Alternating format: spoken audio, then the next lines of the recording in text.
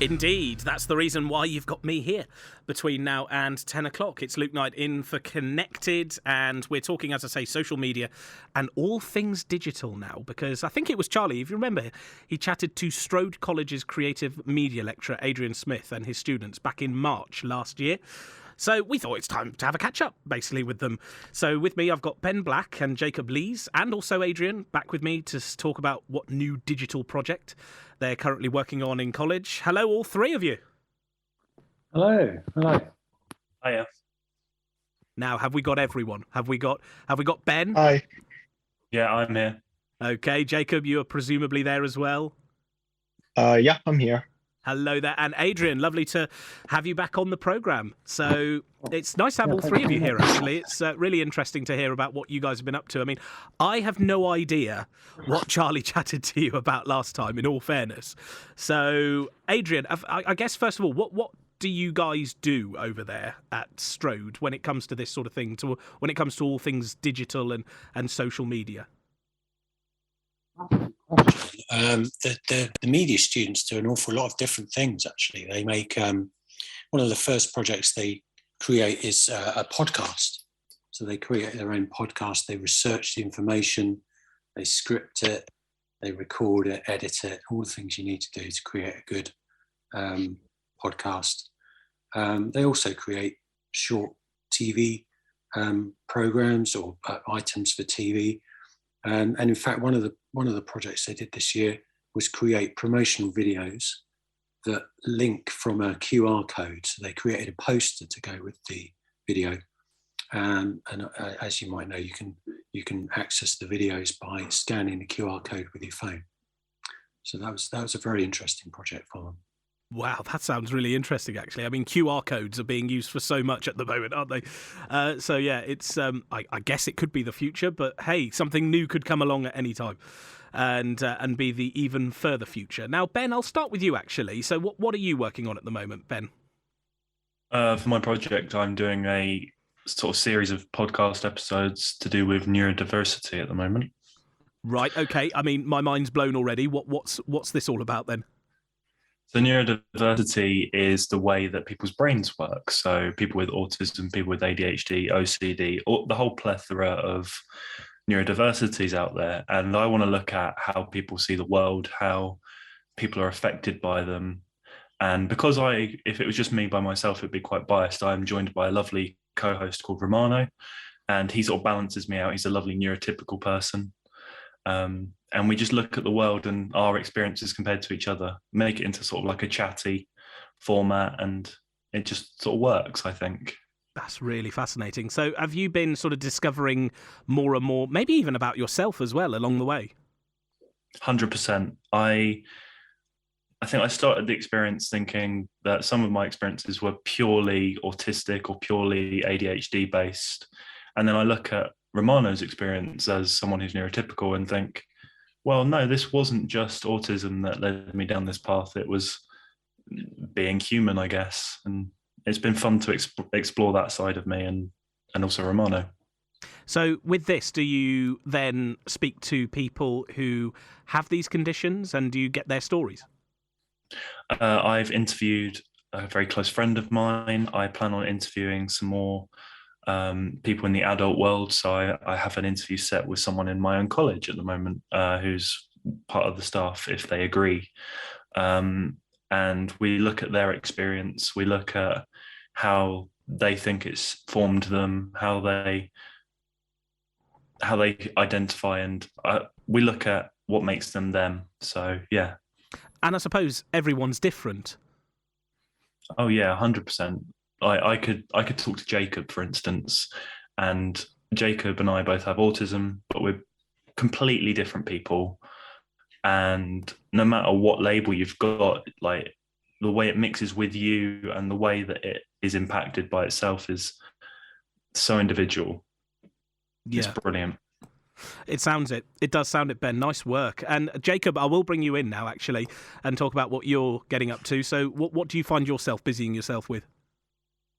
My project tackles a similar subject matter to Ben, and that is specifically autism or like ASD as it's called in the medical world.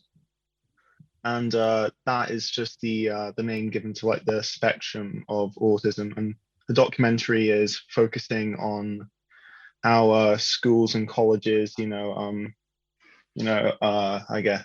Sorry, I'm tripping over my words here. No, don't worry at all. Don't worry at all. So is this documentary visual? Is it audio? How does it work? It's going to be a video documentary. It's going to go on YouTube, and it's going to have a lot. It's going to include interviews with people from our college. Like I've interviewed Ben for it, as well as a couple other people. Okay, so different challenges, I guess, for both of you, because presumably, Ben, you're working on something that deals a lot with audio and people's voices, whereas Jacob, you're sort of dealing with more visual things, and both have their different challenges. Yeah, because audio and video, they both have very different, I guess, challenges that you have to face. Because with audio, with the podcast, you have to figure out how to fine tune everything. You have to get rid of all the background noises. And sometimes you have to you want to cut down on, I guess, dead air, like long periods of pauses, stuff like that.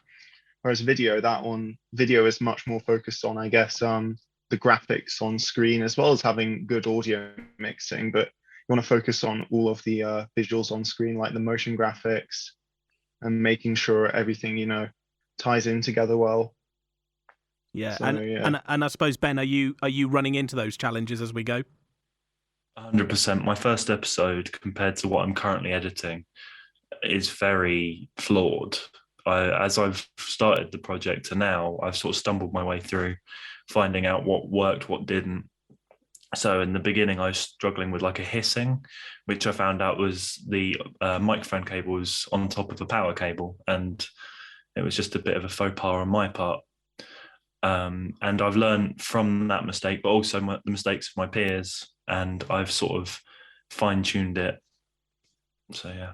That sounds great. And Adrian, I suppose for a role like yours, onlooking and seeing what your students are doing, I mean, that must be really interesting as a job. I mean, there's such a big, diverse range of subjects coming up, I guess. Yeah, that's right. All the students are working on different projects at the moment. And most of them are working on individual projects. We have some students working in pairs, but mostly it's individual projects. And they all have different challenges and different problems as the projects unfold. So they have broadly 10 weeks to create this final project. They have to plan it, they have to pitch their ideas, they have to go out and find the people to interview, negotiate times that are suitable, and often things go wrong. So we've had students who have had interviews set up and then it's fallen through, or they've planned to go filming all day and it's been pouring with rain, that kind of thing, or the batteries run out on the cameras halfway through.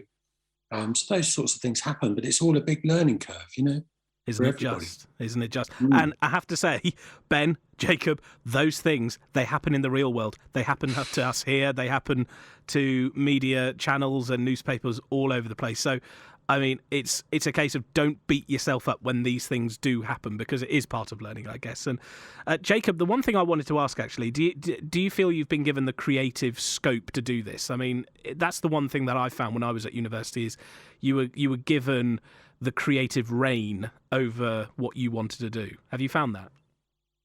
Honestly, I have, because basically the only kind of thing that we had to abide by was make a project about social action, whether that's a podcast or a video. Just make a piece of media about social action, and that social action could be about anything we wanted to, and we could present it in any style we wanted to. And because of that, I feel like I could really, figure out what I really wanted to make, and I feel like I've got full creative control over how I style the video and everything. And I'm very happy with how it's going so far. It's really fitting in with, I guess, not just my style, but the kind of topic that I want to tell people about, because it's the kind of thing I want to sit down with someone and talk about for hours on end. Yeah. And being able to just record a nice documentary about it, it's really, I guess, I don't know, it's just a nice feeling. Well, it's great. It's a physical thing that you can watch and you can rewatch and you can learn from, I guess, as well at the same time. So, Ben, with this podcast that you're making, has it got a name? Yeah, my podcast name is the ND podcast, as in N as in November. It stands for neurodiverse. Quite simple, and I even made a logo for it, which I'm quite proud of. Nice. Because there's so much to do with podcasts, isn't there? As you say, there is the making of the podcast is one thing, but again, it's then branding it, it's then publicising it, and getting it on the platforms as well. I mean, podcasts these days are on all the streaming sites, aren't they? So that is also something to take into consideration and to learn. It must be quite tricky. I thought it was going to be very tricky, but there's such platforms such as Anchor which help you get it out there. So I believe my podcast, or the first episode and the remastered version of part of it, is available on Spotify, Anchor itself, and Apple Podcasts. And it was quite easy. I was able to set up one account to be able to put it out there. As well as that, I also set up a social media platform on Instagram for it to add that extra layer to the project. Okay, so it is out there. People can go and listen to it now, can they? Yeah, they can if they are so inclined. I hope they do. I hope they enjoy it. Great. Okay, go and check it out. And Jacob, and is your documentary ready to go? Is it going to be available anywhere for people to look at and watch? It's still in the works. I'm still editing it. However, once it is finished, it will be publicly available on YouTube, and I think it might be on the Stro TV channel as well. Right. Okay. And so, have you got a name for that one? Have you got a name for your documentary? Not yet. Sorry. It's still it's the hardest bit. It is the hardest bit. Naming stuff is so tricky, but I'm sure it'll have a great name nonetheless, and we'll certainly keep our eyes peeled on Strode College's YouTube site. So, and I suppose lastly, Adrian, I mean, are we coming to the end of the year now for students, and then you'll be recruiting new ones, I guess? Yeah, that's right. They have a final project deadline 5th of June this year. So they've only really got a couple of weeks, 2 or 3 weeks left until that. And then we're looking to have a lovely summer and then meeting all our new students. We've got a big blowout at the end of the year. Planning to take all the students up to Zaza Bazaars up in Bristol. Nice. After their project. And maybe watch a film up at the Watershed as well. Oh, great. Well, it all sounds great. Terrific work that you're doing. And yeah, look forward to seeing that documentary, Jacob. And yeah, get on the podcast platforms to listen to Ben's podcast as well. Ben, Jacob, Adrian, it's been lovely chatting to you. Thank you so much for coming on the programme. All the best with it. Thanks very much. No problem. Thank you. Thank you. Take care. Thanks. Bye-bye.